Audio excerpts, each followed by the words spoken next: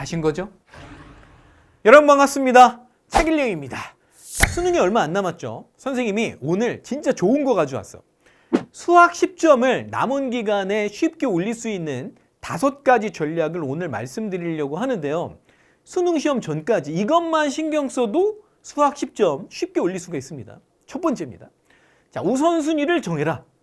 지금 여러분 수환도 해야죠. 수투도 해야죠. 선택 과목도 해야 되는데 남은 시간은 별로 없어. 그러니까 지금 모든 걸 다 완벽하게 공부하겠다 이런 생각은 버리고 완벽이라는 건 그냥 머리에서 지워. 최선을 다할 건데 당연히 내가 약한 부분, 모의고사에서 많이 틀렸던 부분, 그죠? 내가 자신 없는 부분을 가장 먼저 공부를 하는 거예요. 지금 뭐 시험 대비 수능 기출문제집이나 뭐 선생님 교재도 그렇지, 수능적 발상도 그렇지만 요새 이제 수능 문제집들이 대부분 단원별 그 안에서도 유형별로 나눠져 있다고. 그러니까 내가 예를 들어서 수투의 미분의 어느 유형이 뭐 굉장히 약해. 그럼 그 부분을 찾아서 그걸 먼저 최우선으로 공부를 하는 거야. 그렇게 1번, 2번, 3번, 4번, 5번, 6번, 7번 가장 약한 유형, 그죠? 단원을 찾고 그 다음 유형을 찾아서 그 순서대로 공부를 하는 게 정말 중요하다. 이게 이제 1번 첫 번째 내용이었고요. 자, 두 번째는요. 문제 옆에 표식을 하는 연습을 해라. 무슨 말이냐면 수능 시험 당일날 아마 지금 이 영상을 보고 있는 고3 수험생들은 수능을 처음 보는 날이잖아. 물론 재수생, 삼수생은 이제 한두 번 이제 시험을 본 경험이 있겠지만 고3 수험생은 태어나서 처음 보는 시험이잖아. 얼마나 살 떨리고 얼마나 긴장되고 어떤 학생들은 너무 떨리니까 막 손이 떨려갖고 이 글을 못 쓸 정도로 뭐 이런 학생들도 있다는데 굉장히 정신이 없습니다. 시험 시간에. 그런데 여러분 시험 볼 때의 기본이 뭐죠? 1번부터 30번까지 순차적으로 다 풀어야 되는 게 아니잖아. 중간에 풀다가 이거는 지금 너무 시간을 많이 잡아먹을 것 같아. 그러면 일단 어떻게 합니까? 문제 옆에 뭔가 표식을 하고 끝까지 갔다가 다시 돌아와서 그리고 나서 이제 아까 못 풀었던 것들을 이제 이어가서 풀 텐데 크게 두 가지로 분류를 해보면 이제 문제를 풀 때 느낌이 오잖아. 한 1, 2분 정도 풀었어. 뭐 한 13번, 14번을 푸는데 중간에 이거는 진짜 이 문제는 내가 나중에 다시 돌아와서도 도저히 못 풀 것 같아. 이건 내 문제가 아니야. 이건 내 게 아니야. 이런 거는 그냥 아예 X를 쳐놔. 그리고 일단 지금은 넘어가지만 다시 돌아와서 풀 때는 그래도 어느 정도 풀 수 있을 것 같아. 이런 거는 별표를 쳐놔. 그러면 이제 다시 돌아왔을 때 뭐부터 풀어야 돼? 표시가 X 아니면 별표잖아. 당연히 별표를 먼저 풀고 별표가 이제 쳐져 있는 그런 문제를 먼저 풀고 그리고 나서 시간이 남으면 X표가 쳐져 있는 문제를 푸는 그런 순서를 지키는 그런 연습을 지금부터 하자는 거예요. 문제집 풀 때부터 뭐 X랑 별을 치는 연습을 하자는 거야. 선생님 그거 뭐 꼭 표식을 해야지 뭐 될까요? 이거 뭐 그냥 나중에 중간에 푸는 과정 뭐 이런 거 보면 뭐 나중에 이어서 풀지 안 풀지 뭐 풀 수 있을지 없을지 뭐 이런 거 알 수 있지 않을까요? 그렇지 않아요. 수능 시험 날 아까도 선생님이 얘기했던 것처럼 진짜 정신없고 정말 긴장되기 때문에 이 표식하는 연습을 해보면 실전에서 정말 큰 여러분들에게 도움이 많이 될 거기 때문에 꼭 선생님이 시키는 대로 지금부터 연습을 해보시라는 거. 자, 세 번째.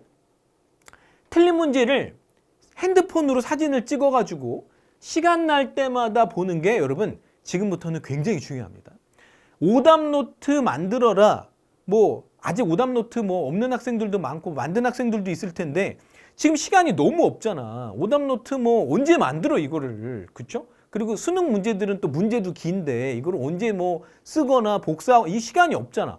가장 좋은 거는 핸드폰으로 문제를 그냥 찍는 거예요. 근데 여기서 꿀팁이 있어. 뭐가 있냐면 문제집 여러분들이 풀다가 틀린 문제를 핸드폰으로 찍을 때 뭐 문제를 이제 문제가 있고 밑에 내가 이제 풀어놓은 끄적인 게 있을 거 아니야. 그거를 전체 하나의 하나로 찍지 말고 나눠서 찍어.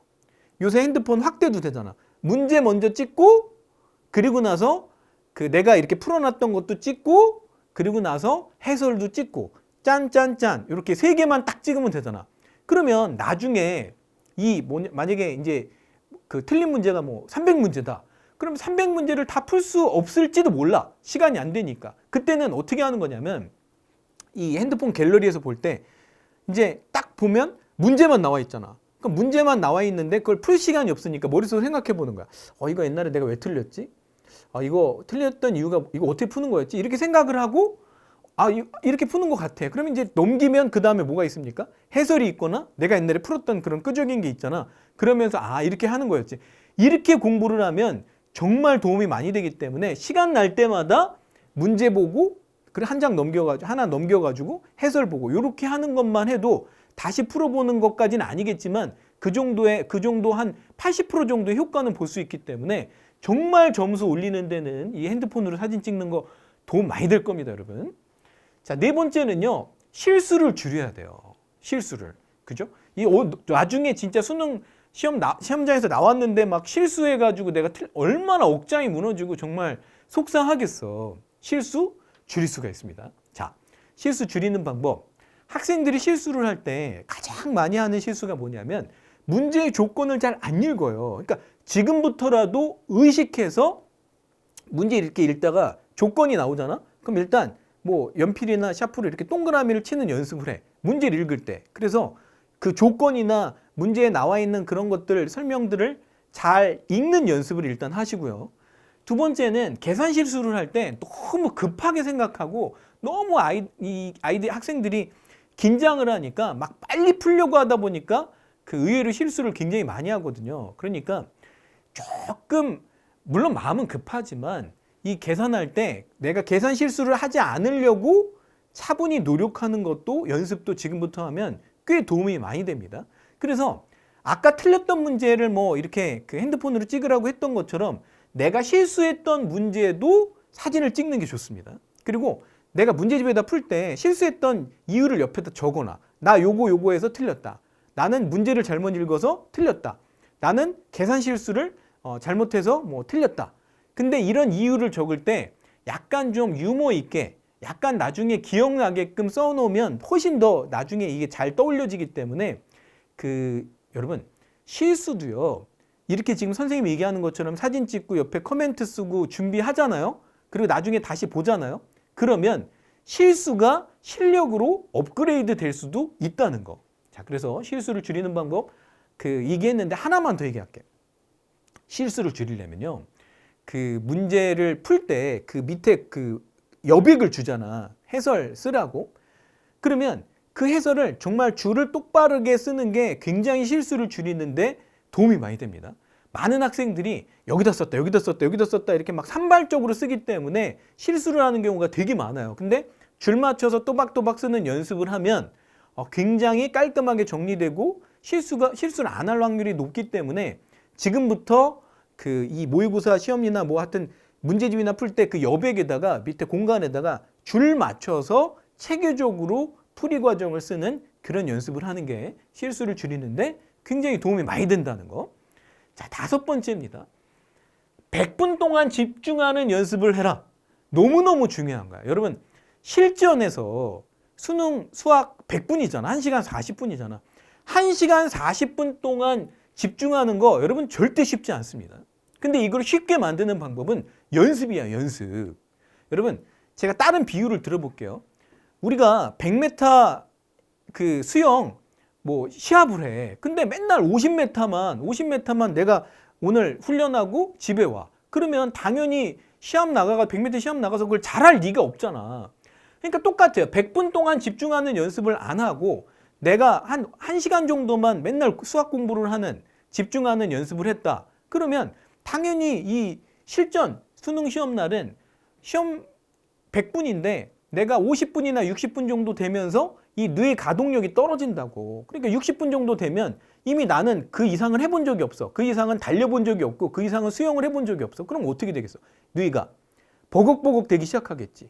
그러다가 한 80분 정도 되면 뇌가 이제 진짜 완전 버벅버벅 하다가 90분 정도 되면 거의 뇌가 이제 멈춰버린다고. 그런 것처럼 아까 이제 수영으로 뭐 또는 달리기로 선생님이 예를 들었는데 100분 동안 풀로 내가 집중하는, 수학에 집중하는 그런 연습하는 거 너무나 중요합니다, 여러분.